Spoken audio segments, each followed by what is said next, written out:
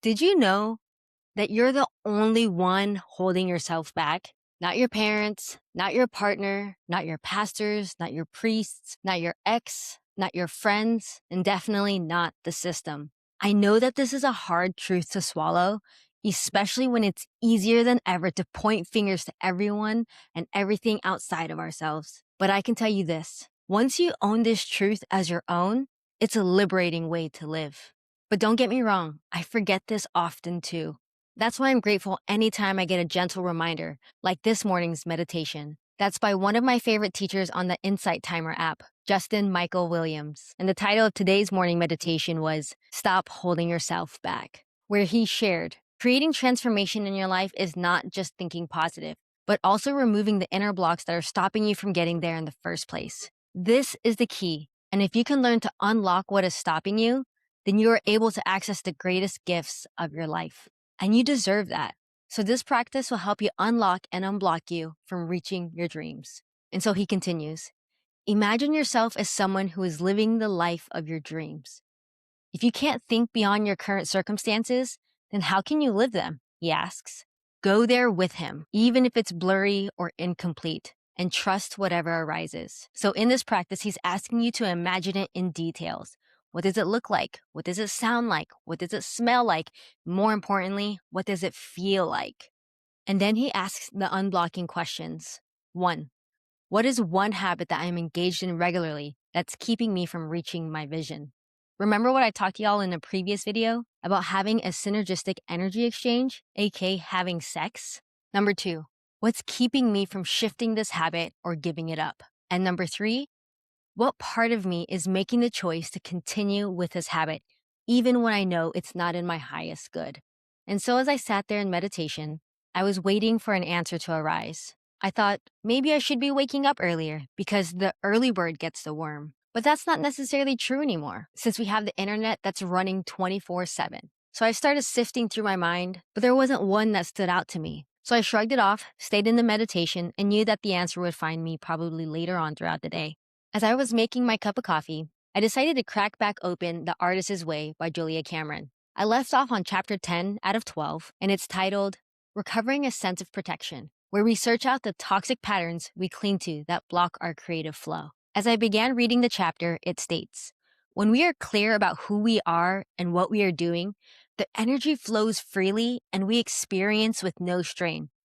When we resist what that energy might show us or where it might take us, we often experience a shaky, out of control feeling. We want to shut down the flow and regain our sense of control. It continues. And we do that in many ways, each of us having a couple favorite toxic behaviors because they block us so effectively. And then she begins to list them off, starting with food, such as sugar, fats, or certain carbs that leave us feeling dull, hungover, and unable to focus, blurry. And for other people, it could be alcohol, drugs, sex, work, painful love thoughts from past relationships, friendships, and family ships. And one that is yet to be listed is our digital devices. And she says, note carefully that food, work, sex, and I say our devices are all good in themselves, but it's the abuse of them that makes them creativity issues. She says, if creativity is like a burst of the universe breath through the straw that is each of us, we pinch that straw when we pick up one of our blocks. We shut down our flow, and we do it on purpose. And the book continues.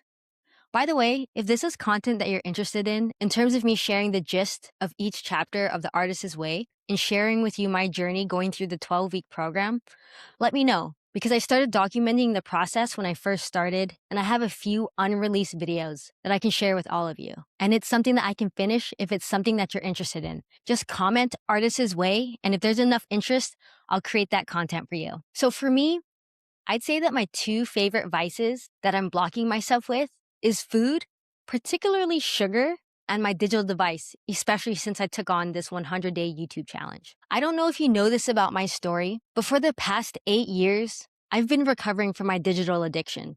I was born as the only child to older immigrant parents, so I was raised by screens so that my parents could work and build a new life in the States. I didn't think I was addicted while growing up. I think at the time we just used those words in association with drugs and alcohol. So, of course, as a kid, it wasn't considered an addiction. But it wasn't until I got to college that I realized that my device had a hold on me. I barely passed my classes my first year. So I knew by my second year, especially as a first-gen student, I had to make a change.